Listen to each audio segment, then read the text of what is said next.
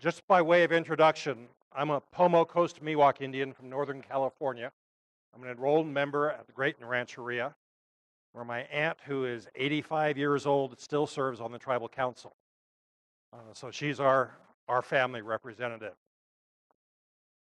What I want to do this morning with BJ's help is to walk you through the history of how we got to ICWA, and then what it looks like around the country, and then talk a little bit about the fact that ICWA really is best practice.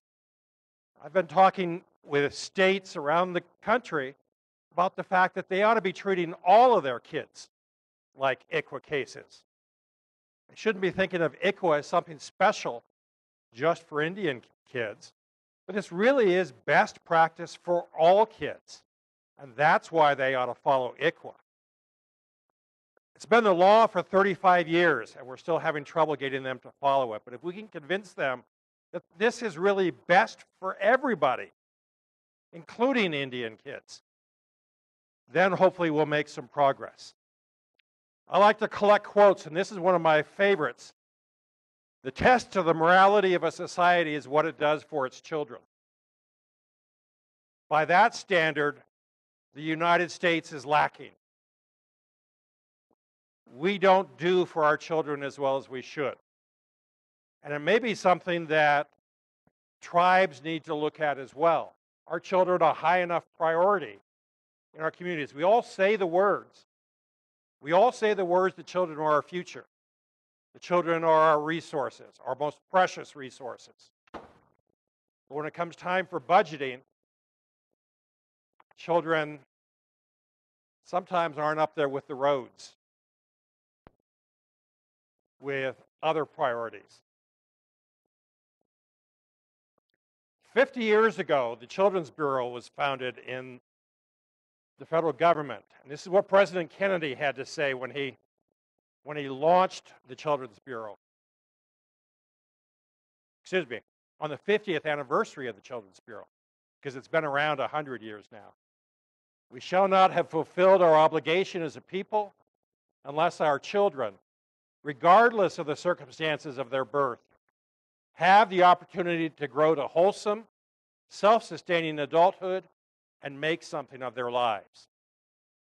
That's really what we want for our children, is a chance to grow into healthy adults who can take part in their community and their families. And if we can't do that, then we will have failed. When I started as a judge 35 years ago, I used to believe that if I just did my little piece, then everything would be okay for the kids who came into court. I believed it was getting kids to 18 was a success. I've learned since then that that's not enough. And it's not enough because the system is broken. The system does not serve our kids the way it should. And what I use as a test for that is, if it were my grandson who was in the system, would I be happy with how he was treated in there? Would I be satisfied with what it does to heal? What it does to put families back together? What it does to give him a future? And quite frankly, I wouldn't be. And for me, no would never be an answer. We would never reach the end of our efforts to help.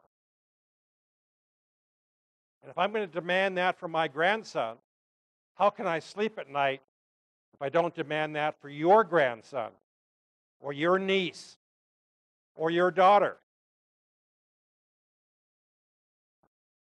So everybody wants what's best for the child. What I'm going to talk about for a little bit is, why is there an Indian Child Welfare Act? The historical context for Indian children and the efforts to help.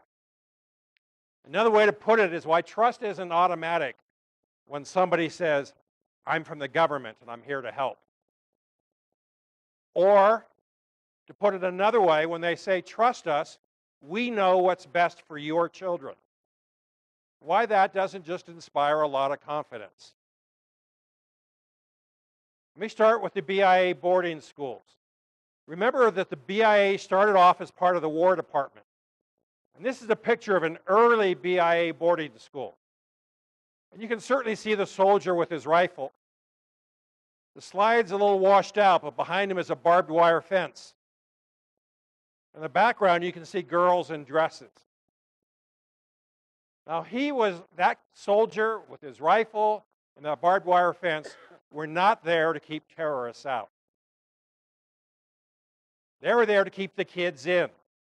This was not a voluntary program. Education was seen as the, quote, civilizing function. Well, the idea, quite literally, according to the documents surrounding the founding of these schools, was to kill the Indian and save the child. It was supposed to be the solution to the Indian problem. Started after the Civil War. There's a program in Virginia called the Hampton Institute, which was the predecessor to one of the historic black colleges, Hampton. Started off as a school for freed slaves because people were afraid that slaves who had been freed by the Emancipation Proclamation, by the Civil War, were going to resort to crime. And so this was an effort to try and help them. A man by the name of Colonel Pratt got the idea that if this worked for freed slaves, maybe it would work for Indian people. So they brought a trainload of adult Indian males to the Hampton Institute to try it out. After a few months, they decided this was, in fact, not going to work. So they got together and talked about it and decided that maybe they just needed to start earlier. So they decided to bring children to the Hampton Institute to try that. And there are stories written by the children who experienced this. As they grew up, they wrote down what happened to them. And essentially it was that the cavalry gathered families together at the fort. And they separated the children from the adults. And they herded the children onto trains. And there was no adult who spoke the children's language on those trains. The trains began to fill with smoke, and to the sound of metal grinding on metal, the trains started up. And for 3 days and 3 nights, these children were on the train with nobody who could tell them what was happening, why it was happening, if it would end, or what might be waiting for them when it did end. When those children got off the train in Virginia, they took pictures of them, and you could see that they were poorly dressed and the fear behind their eyes. Less than a year later, you have a picture like this, where they're dressed like little West Point cadets. And I hope you appreciate the irony of the fact that these children, whose parents and grandparents, literally a handful of years before, were fighting the cavalry, were now dressed like little West Point cadets marching around. And this was deemed a success. So the following year, 1879, the Carlisle Indian Boarding School was founded. It was the first of the boarding schools, and was founded as a military boarding school model.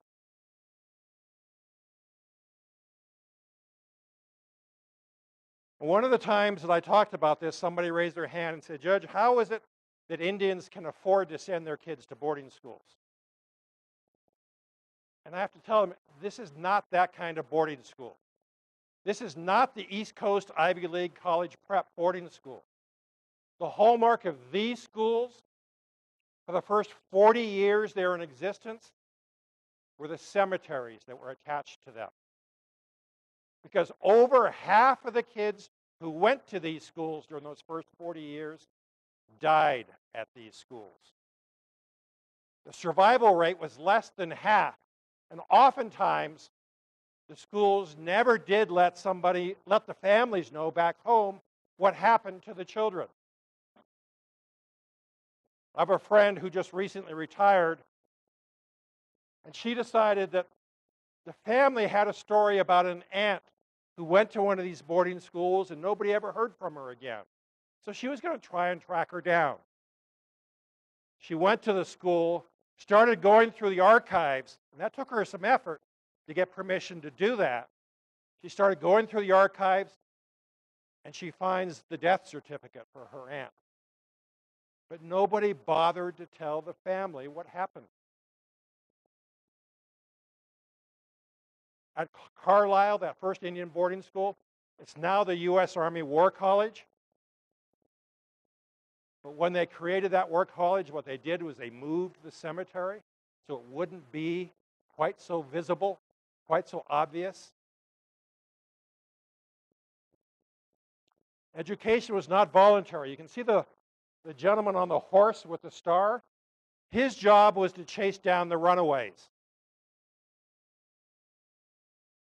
It's the same backstory to an HBO movie not too long ago, The Only Good Indian, starring Wes Studi. Studi was the man who was chasing down the runaways. This was not a voluntary program. By 1890, attendance at these schools was being enforced by withholding food and clothes from the families back home on the reservations, unless they were willing to send their kids to these schools. Now remember, there were treaties that guaranteed the food and clothes. Tribes were confined to reservations, oftentimes without much in the way of weapons to hunt. They were entirely dependent on the federal government for food and clothes. Those were guaranteed by treaty. And now the federal government is telling families, unless you're willing to give your kids up to go to these schools, you don't get the food and clothes that your family needs. So parents are then left with the choice. Do I let my little ones starve, or do I give the older children up to go to these schools?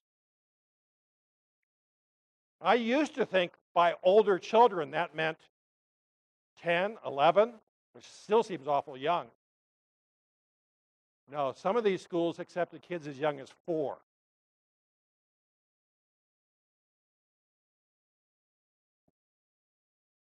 In the museum at Haskell, there's a set of handcuffs. You can see the size of those handcuffs. Can you imagine the thought process that goes behind thinking that you need to create handcuffs of that size?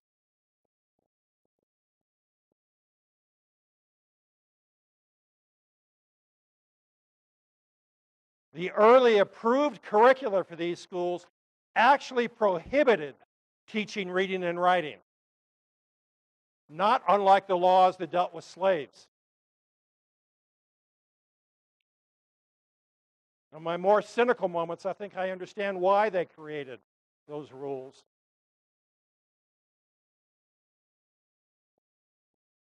Until about 30 years ago, the U.S. Supreme Court had as a rule of construction for interpreting treaties that the treaties are supposed to be interpreted as the Indians would have understood them.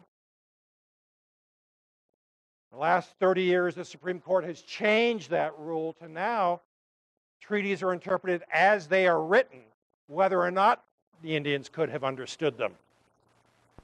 How much easier is it to get somebody to sign a document if you can't read it, if you don't know what's in there? I think that may be the reason that they prohibited teaching reading and writing. It was easier to get tribes to sign documents when they couldn't read it and they had to depend upon the federal government to tell them what was in those treaties. So they taught people to be seamstresses, cleaning women, laborers. They did succeed, though, in breaking down the intergenerational teaching that happens in most Indian communities, where it's not just the parents that are responsible for educating kids. It's the grandparents, it's the aunts and uncles, it's the elders. Instead, you have people now learning how to be parents from the dormitories. The basis of most of how all of us do our parenting is how we were raised. I'm still upset sometimes when I hear my dad's words come out of my mouth. And it sort of brings me up short. I'm going, whoa, I didn't know that was in there. If you haven't been parented, how do you learn to become a parent? Who picks you up when you're sad? Who comforts you when you cry? Who cheers for you when you do good? And who says, I believe in you, you can do this after you've just failed at something? If you've never had that, how do you learn to do that? We have generation after generation after generation who learned our parenting skills in the dormitories of the boarding schools. And then we wonder why there are problems.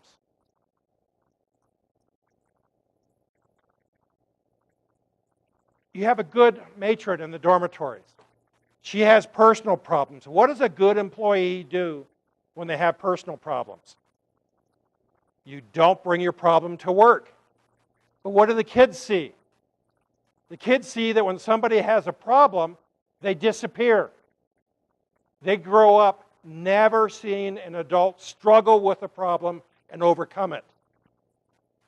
Instead, they see people disappear. Is it any wonder that in our communities, people disappear when they had trouble, sometimes into a bottle, sometimes literally? If in this country we were going to design a system intentionally to create dysfunctional families, this would be a candidate for what we would do. If our goal was to create dysfunctional parents, people who cannot parent well, this would be an example of what we might consider. And yet this was done in the name of helping. And it didn't just happen here. It happened in Canada. Except in Canada, the schools were run by churches instead of by the government. A few years ago, a number of churches in Canada were facing bankruptcy because of the lawsuits that resulted from the physical abuse and the sexual abuse of those kids. The research now is very clear that congregate care, group care, creates more opportunities for kids to be abused. The rate of offense is much higher. It didn't just happen in this country either. For those of you who like movies, there's a movie called Rabbit Proof Fence that talks about the Aboriginal experience with education. It talks about the story of a couple of girls who run literally hundreds of miles to try and get home. Not once, but twice. So let's jump from what happened 150 years ago to 50 years ago. 1958, the Indian Adoption Project was created. And this was a joint effort of the Bureau of Indian Affairs and the Child Welfare League of America. And we know about this because CWLA has issued a written apology for what happened. In the 1950s, CWLA was the cutting-edge thinking, the most progressive ideas about how to properly raise children. They were the go-to people for how to take care of children. They got together with the Bureau of Indian Affairs to create the Indian Adoption Project. And the project had as its goal the placement of Indian children taken from homes that were, quote, deemed unsuitable. What happened was that the states were actually paid by the Bureau of Indian Affairs to remove Indian children under the rubric of neglect.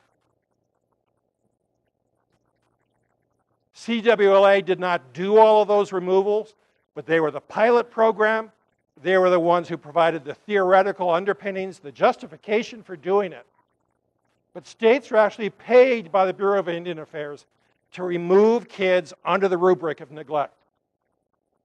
Transracial placements were encouraged because the goal was to get those kids away from their families and away from their communities, put them in a white home where they then had a chance at a modern life. During this time period, 25 to 35% of all Indian children in the country were removed from their families.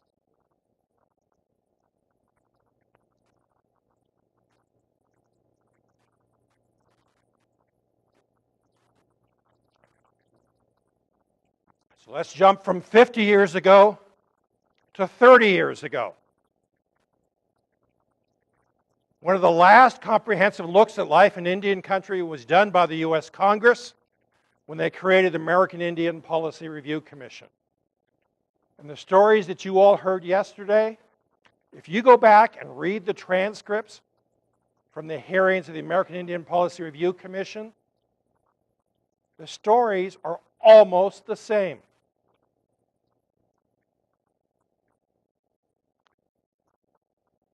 It's almost eerily the same.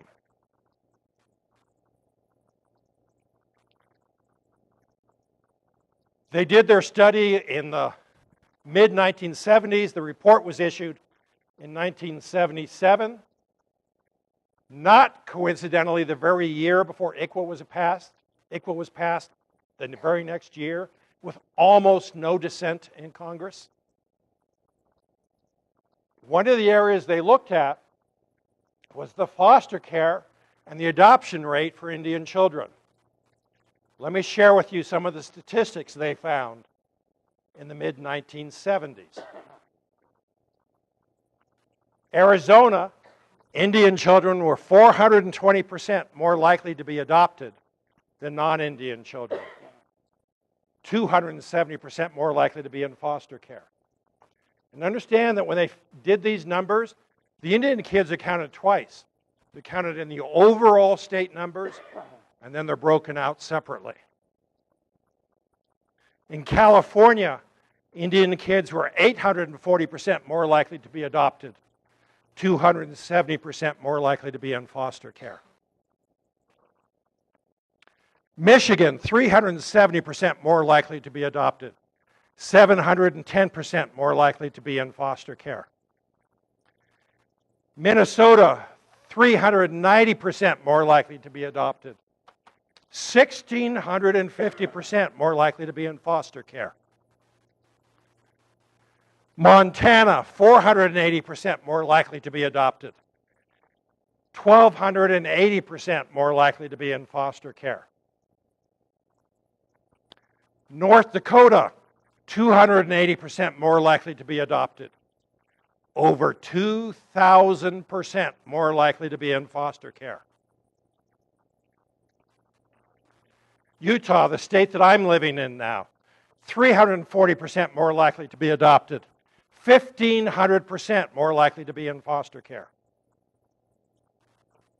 Washington State, 1,900% more likely to be adopted, almost 1,000% more likely to be in foster care. This is where we were in the mid-1970s.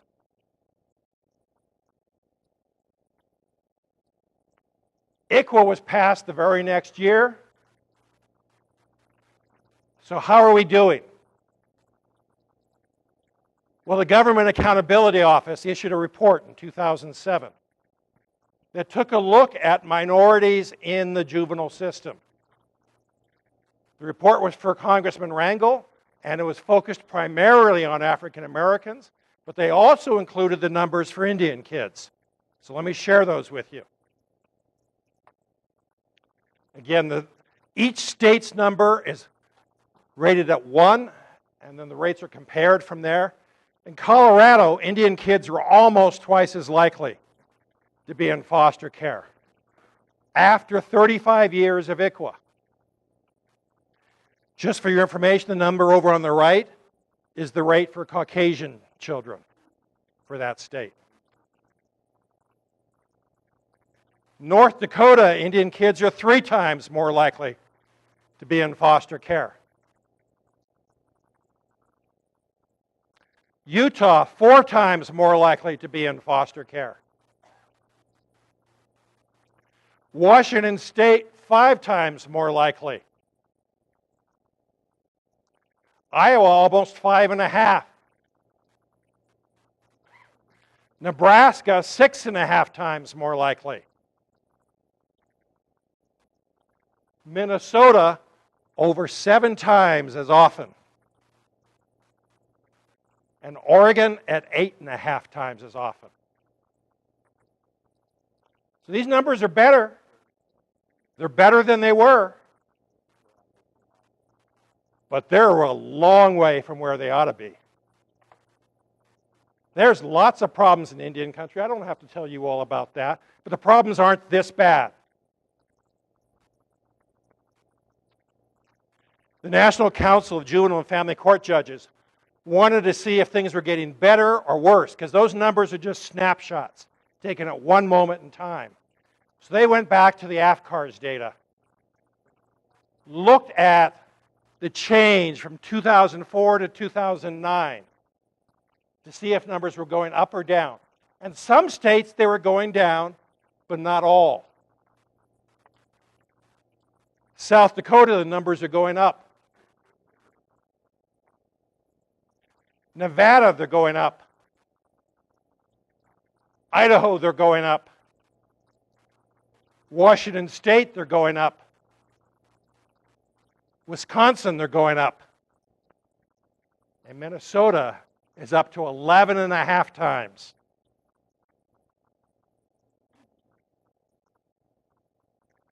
So they're still below the numbers the Policy Review Commission found, but they're on a bad trend in some places. They're getting worse. The scary part is these numbers are understated. This is based upon the data reported by the states to the federal government. It does not include the children in tribal care.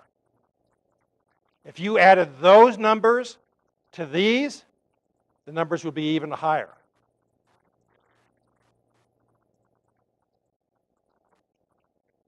So why not just do business as usual? Why not just do social services the way that we in this country do social services? Just do a better job. Well, let me tell you just a little bit about the impact of removing kids on all children and about Indian children in particular. First, on all children.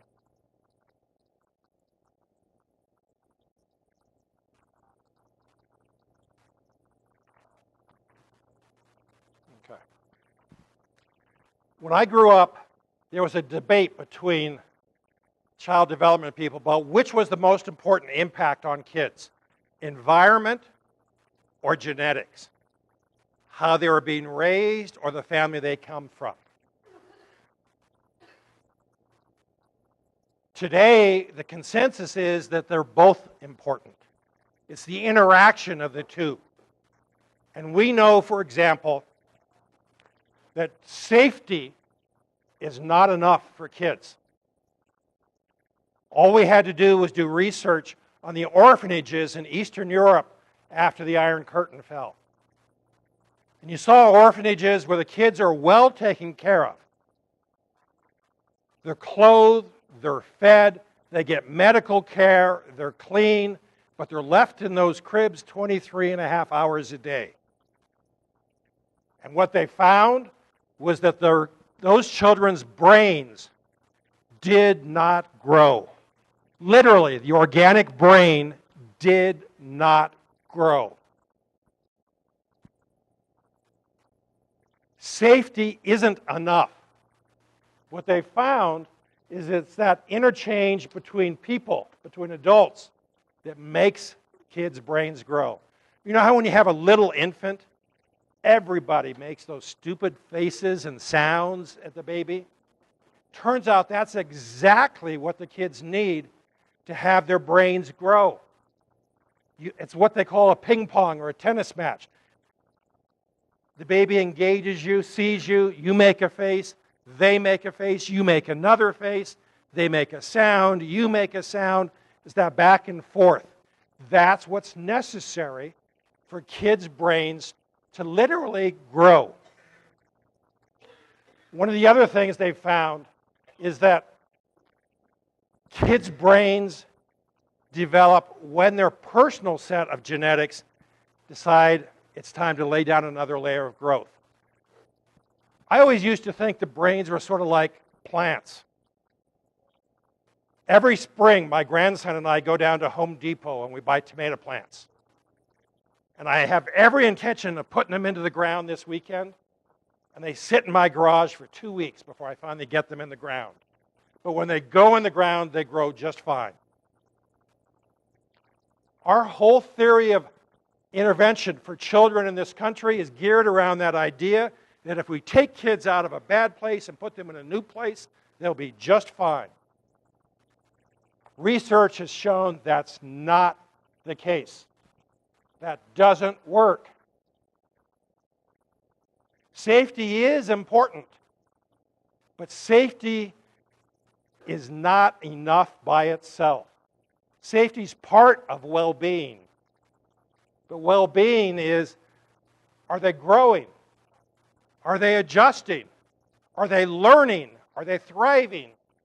All of those things are important. Safety is not enough by itself. What they've also discovered about children's brains is it's not like that plant that just grows when they finally find sunshine. Instead, the research is showing that children's brains grow by laying down the equivalent of layers of varnish or paint. You lay down one layer, and when the genetics say it's time to lay down another layer, that lays down. And increasingly complex abilities come from those different layers. But one of the alarming things they found is that if you interfere with that child's own time to lay down that next layer, they never, ever go back and make up that growth. You can train around that, but it's like training stroke victims. You can help somebody relearn to use the right side of their body after they've had a stroke. You can help them learn to speak again, but it's never as easy. And this may be the reason that we see kids from foster care having their own kids come into care and their grandkids come into care. It's not unusual to see second and third generation kids now. And we're not talking about Indian kids. We're just talking about foster kids in general. The system does not know how to help those kids heal so that they can, when it's their turn, take care of their own kids. We can train around it, but it takes a conscious effort. I explain this to people. It's like having cancer in your leg. You try everything, you end up having to have it amputated. When that amputation happens, we don't say, the cancer's gone, you're good, you're healthy, go on your way. No, we do rehab. We do prosthetics. We do lots of effort to try and bring them as close as we can to the life they had before. When we do foster care, we do that amputation,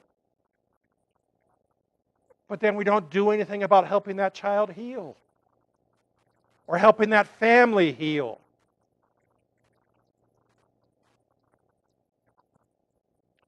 So the thing that interferes with that brain growth, cortisol. It's a hormone that is secreted under stress. Most of us have experienced that, except we called it adrenaline. When you're really stressed, you hear the blood pounding in your ears, your face gets flush, In really bad situations, everything slows way down. That's your body being flooded by cortisol, that fight or flight feeling. When kids' brains are flooded with cortisol, they will not grow that next layer of brain growth. So what do we do with foster care?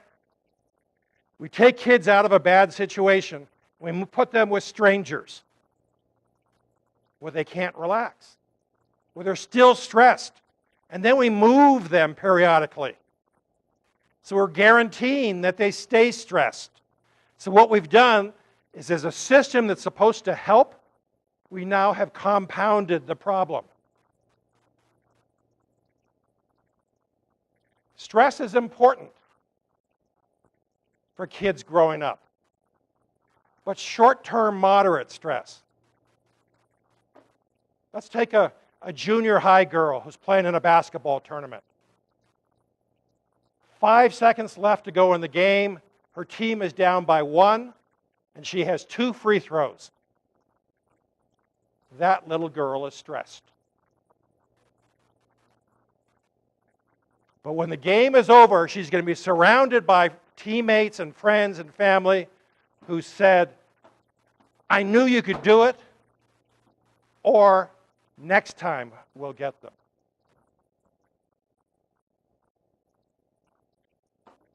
That stress is necessary for kids to develop a sense of mastery, of control, of feeling like they can influence their environment, that they're not just victims or subjects.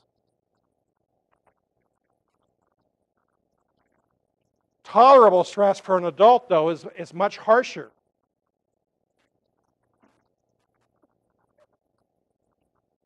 What they've discovered, though, is what brings that cortisol level down for kids is the presence of a caring adult that they have a connection to.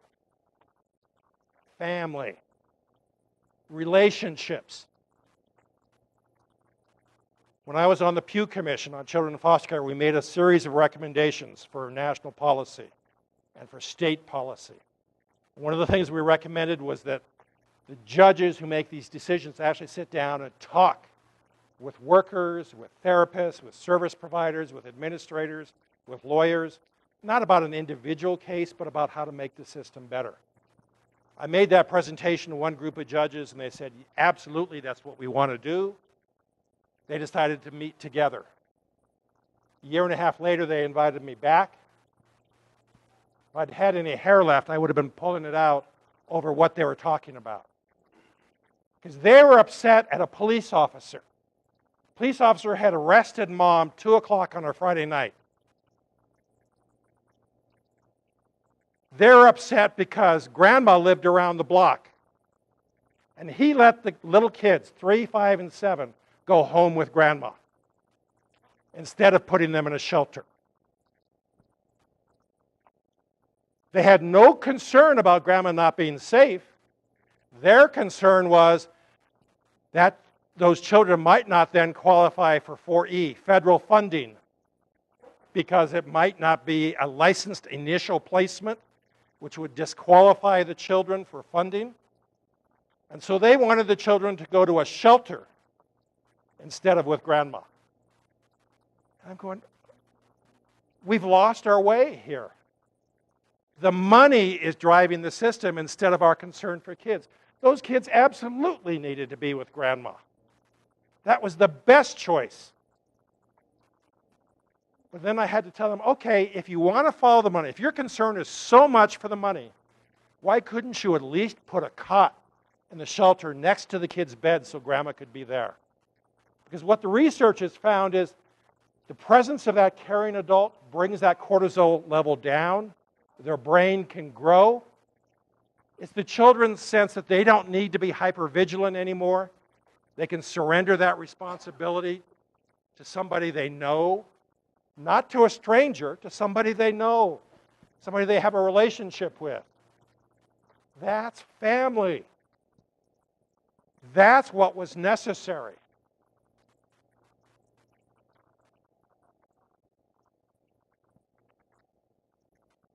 The doctor who I talked to about this is one of the national researchers on children's brains. They use these huge mega-million-dollar machines to take pictures of children's brains. He said he was not a touchy-feely person. He wanted to find a hard science answer to cortisol. And he said, but the research wouldn't let him. The research is, it's the presence of a caring adult that has a relationship with that child that brings the cortisol level down.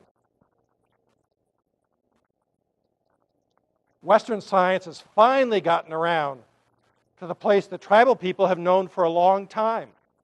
Relationships, family, are what are essential for healthy children to grow.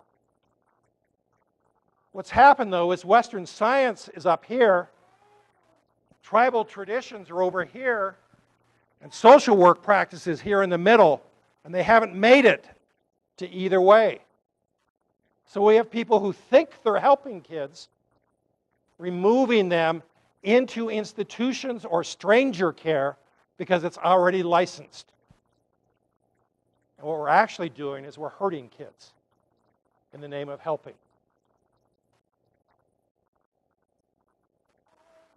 Dr. Samuel Roll is a research and a clinical psychologist at the University of New Mexico in Albuquerque. And he and his colleagues have come up with what they call identification with the aggressor.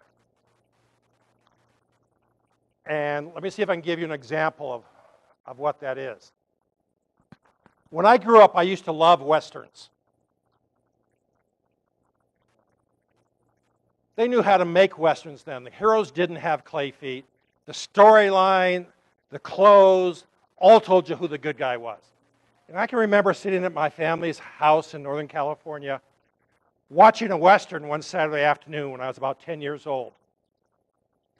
When it dawned on me that I was rooting for the cavalry to shoot people like me. That was one of those experiences that rocked me right down to the soles of my feet. That's identification with the aggressor. Recognizing that you have more in common with the bad guys than the good guys. Dr. Roll and his colleagues used what's called a thematic apperception test. That's just fancy psychological jargon for a story. And they would change one variable in that story to test what that variable meant. So they would tell a story about Johnny. And virtually everybody would rank Johnny at the good end of the spectrum when Johnny was not identified. When Johnny was identified as Indian, one group ranked Johnny at the bad end of the spectrum. That was Indian kids being raised in non-Indian homes.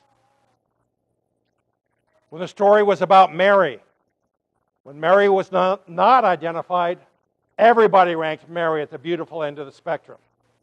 But when Mary was identified as Indian, Indian kids in non-Indian homes ranked Mary at the ugly end of the spectrum.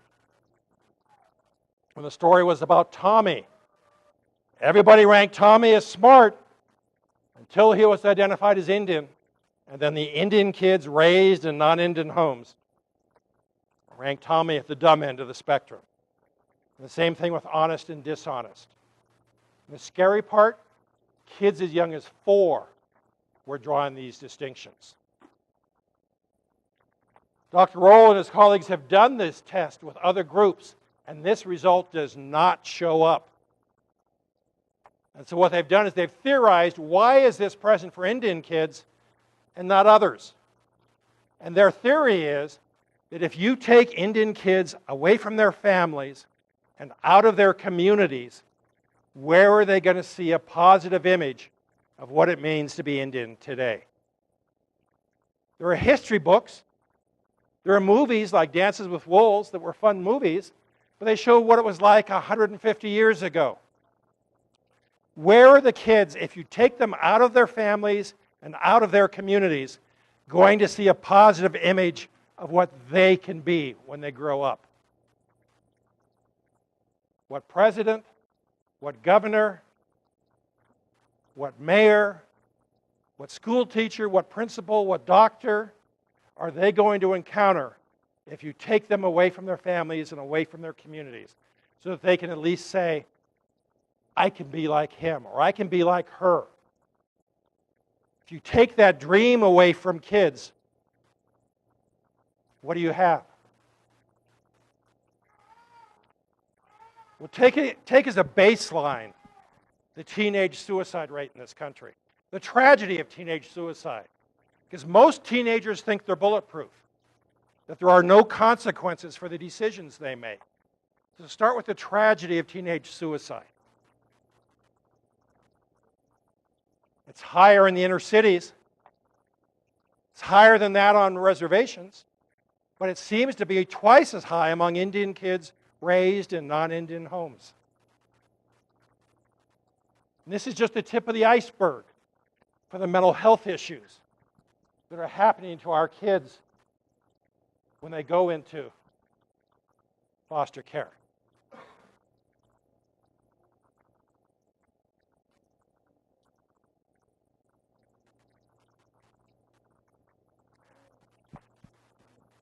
In this country, 4E, which is almost a $6 billion pot of money, drives our social service system.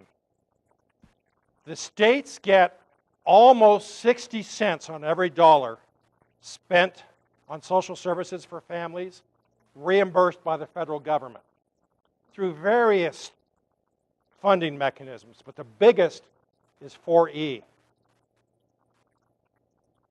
But the hook with 4E is the feds only pay if the child has been removed from home. They don't pay to keep the child at home and help the family get better.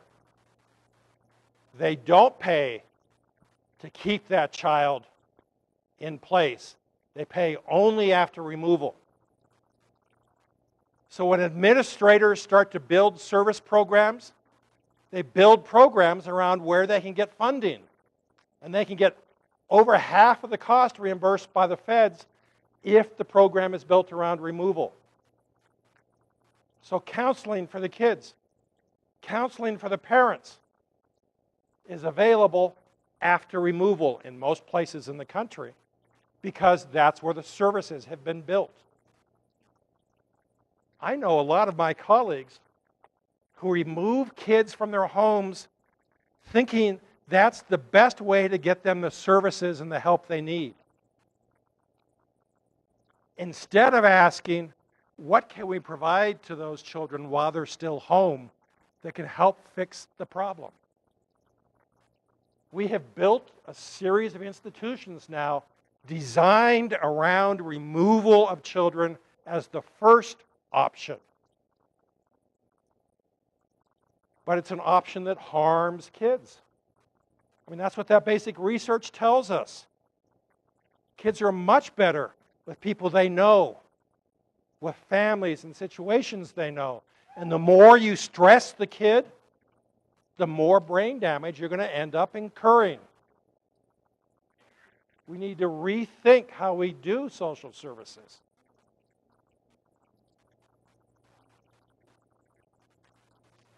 The way the country does it at large is crazy.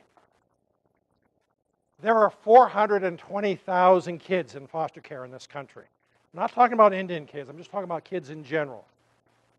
A few years ago, there were 500,000 kids in foster care.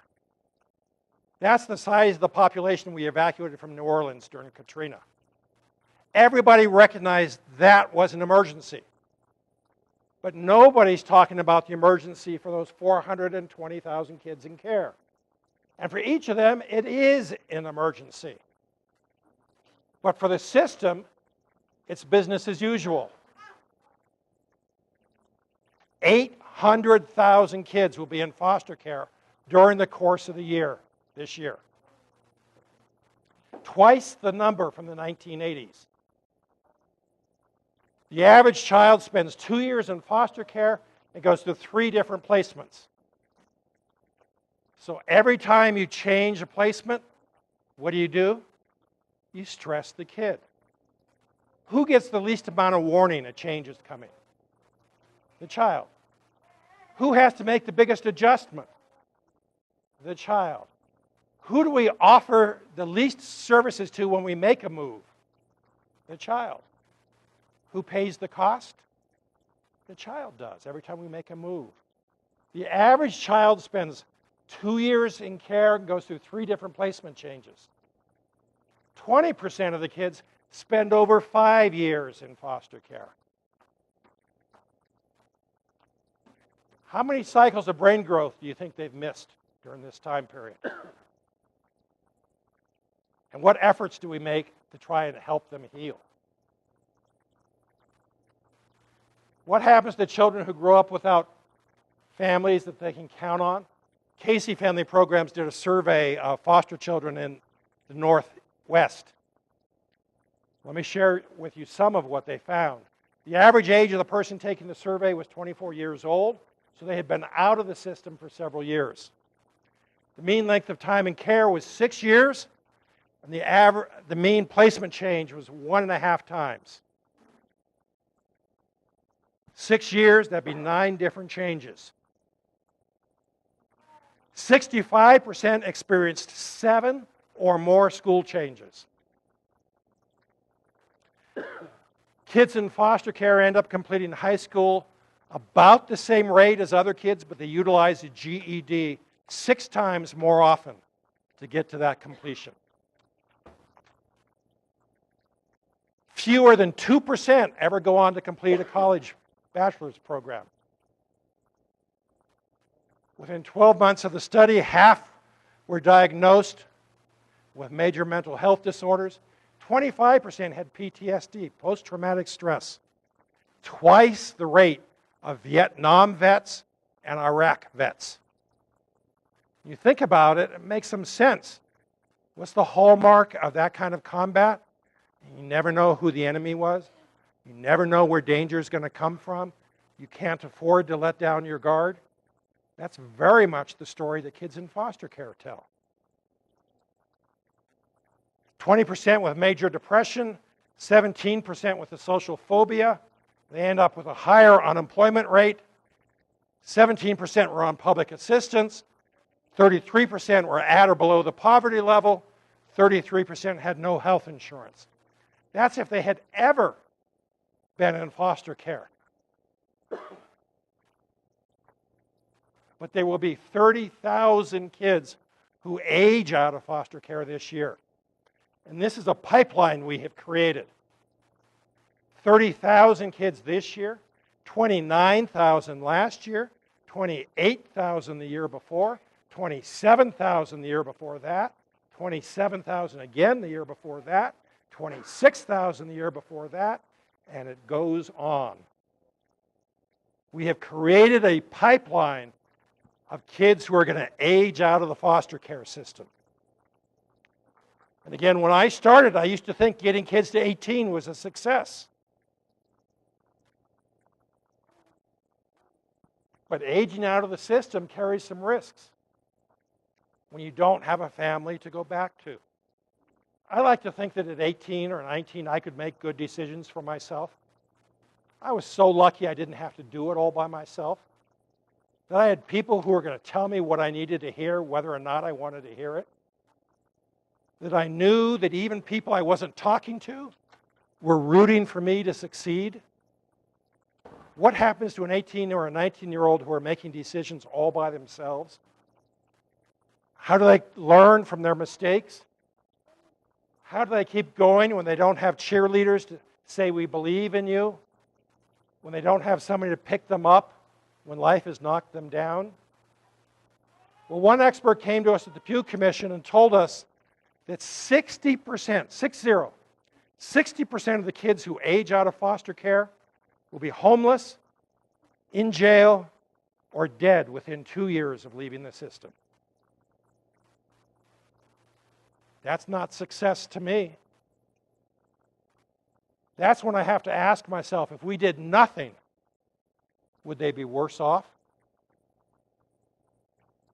When we take kids, we don't try and heal. We simply take them as the intervention.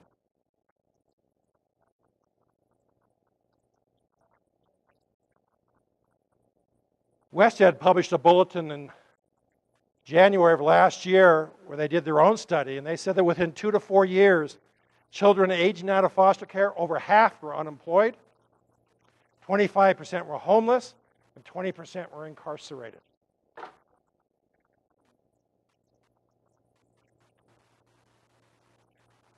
But it's the stories, not the numbers, that really get to you. We talked to one young man who was 16 years old, and he told us that every day he came home to his foster home from school, the first thing he did was to look to see if his stuff had been packed. And he meant in garbage bags, because he had moved so often with no notice. Now, we're adults. We all have plans for this evening, but we all recognize that our responsibilities might change.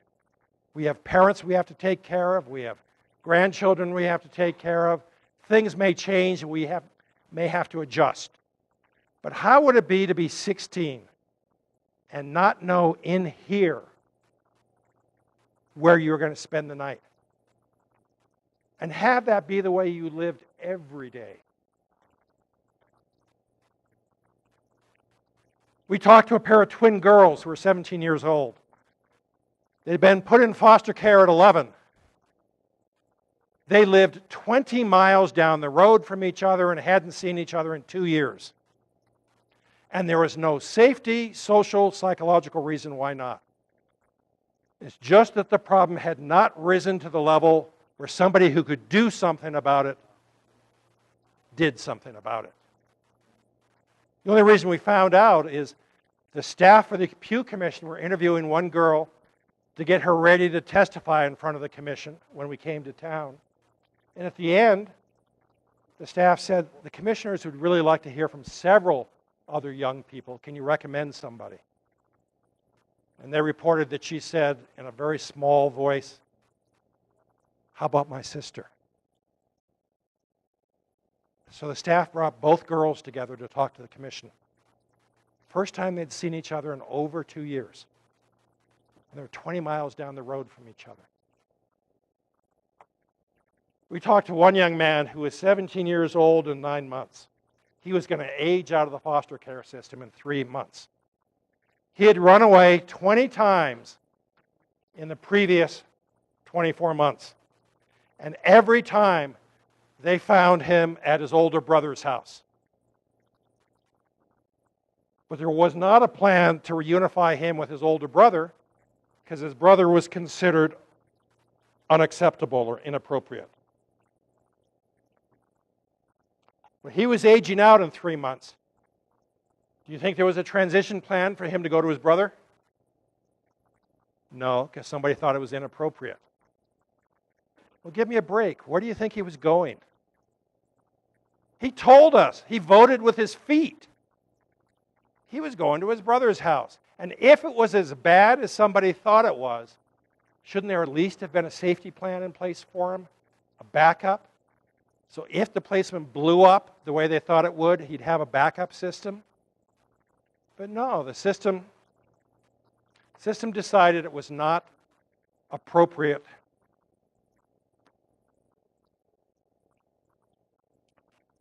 But the one I still have trouble with at night was a 19-year-old young woman who came and said that she'd been put in foster care at 2. She figures parental rights were terminated when she was about 7 or 8, but she doesn't know for sure because nobody ever told her. But she figures it must have been about then because she was no longer allowed to call her grandmother on the phone. She was in and out of high-intensity placements. When she was 13, her caseworker told her that she'd never, ever have a family. She graduated from foster care at 18. She told us she was 19, and a voice that was just cracking with emotion, she told us that she was getting married next month, and she had nobody to walk her down the aisle. I mean, the things that we take for granted for our kids. Why do these kids deserve less?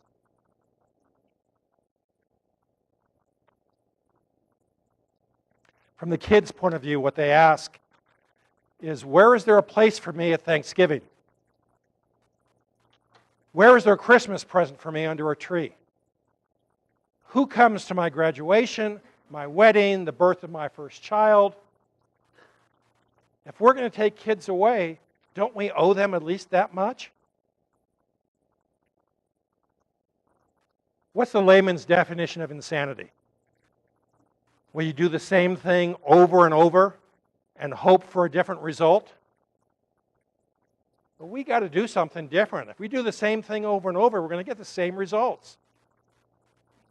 Hope is not a strategy, and someday is not a plan. If we owe these kids, we ought to be doing something, trying something to take care of them. These are our kids.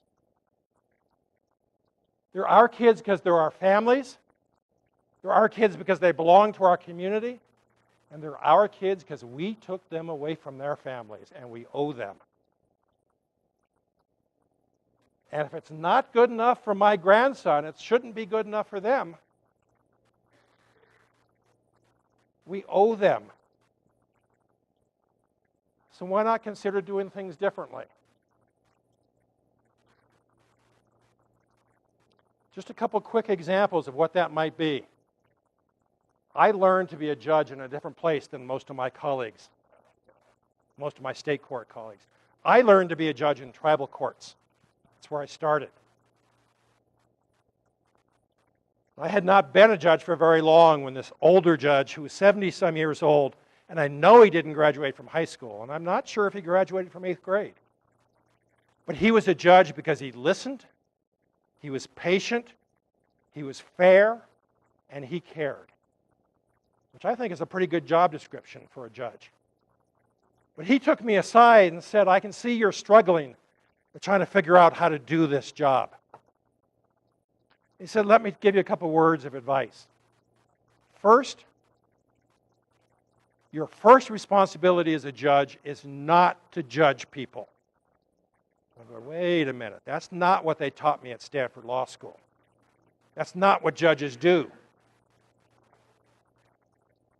He said, your first responsibility is to treat everybody who walks through the doors to the courthouse as if they're family. Not do you give them what they want, but do you treat them in a way that would be acceptable? And then he gave me a test to apply to see if I met that. He told me to imagine everybody in court in front of you is your niece, your nephew, your aunt, or your uncle, or your cousin. And could I go home at night and explain to my grandmother how I treated those people? Not did I give them what they wanted, but did I treat them in a way that she would consider acceptable? That's very different than the Anglo court model, where you treat everybody as a stranger. And if everybody's a stranger, then it's fair. Well, I grew up in a system where you treat everybody as family, and then it's fair. But that means I have a stake in the success of that mom who comes to court and whose social services just intervened because mom has a meth problem or she's neglecting her kids. I can't treat mom as a stranger. I have to treat her as family and say, I need you to succeed. What can I do to help? Not, I'm your probation officer. Gotcha. You messed up. Now you lose your kids. It's a very different approach. But it's one about healing because those families are part of me. And I have a stake in them rather than playing probation officer.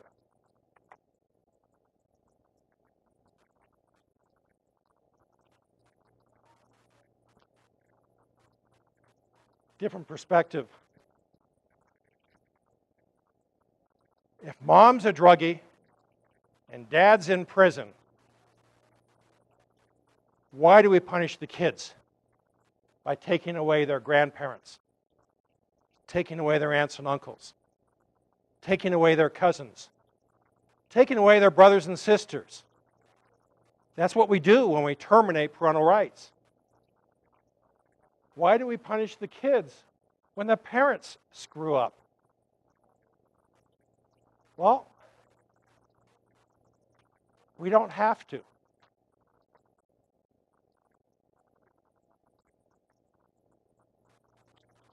I think it's White Earth in Minnesota does what's called customary adoptions, where if mom's a druggie and dad's in prison, you need new parents, they bring in new parents, but they don't terminate the old ones. So that child keeps their grandparents, keeps their cousins, keeps their brothers and sisters. And the extended family basically adopts these new parents.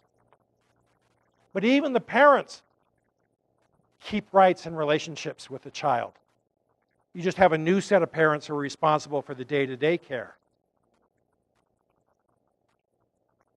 The disruption rate for adoptions out of foster care, generally, the numbers range between about 25% and 50%, depending on which study you look at.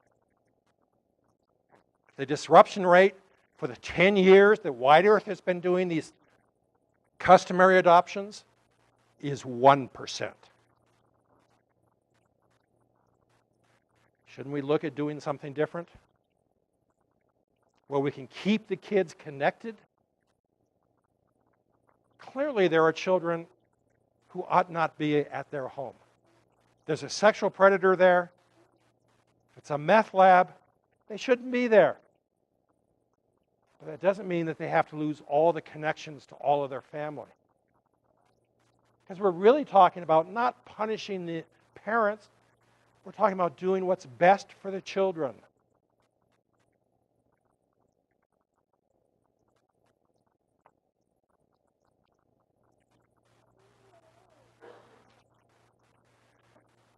One of the things that I ask judges to do when I talk to them is to look at the case through the eyes of the child. When you're standing on top of a mountain and you're looking in the valley looks very different than when you're standing in the middle of the valley looking around. Reality hasn't changed. It's just what you see has changed. If we were to look at our system through the eyes of the child, we would probably not be very happy with what they see. And who is this system supposed to benefit? Not the case managers, not the lawyers, and not the judges. It's supposed to benefit the kids. So shouldn't that be the hallmark of where we start? So what should we consider doing differently? Just one example. The average child when children are taken away from their families, their family get the average 1 hour visitation a week. The research is absolutely clear. If you add 1 more hour visits a week, you triple successful reunification, doing nothing different in the case. You add 1 more hour, you triple it again.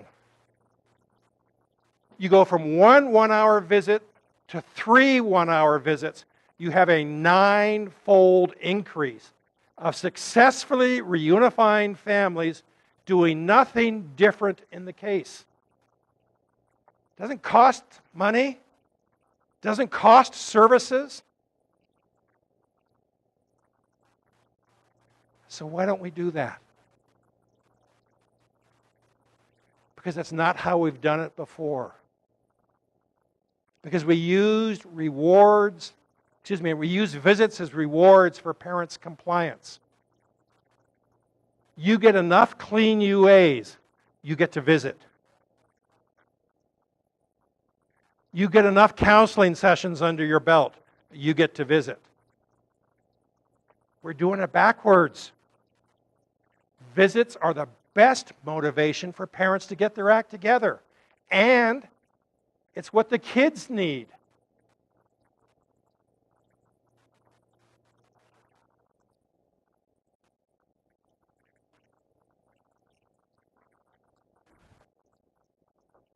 This takes us into ICWA. And BJ, I'm going to ask to come up and join me, and we're going to try and walk through ICWA. How are we doing on time?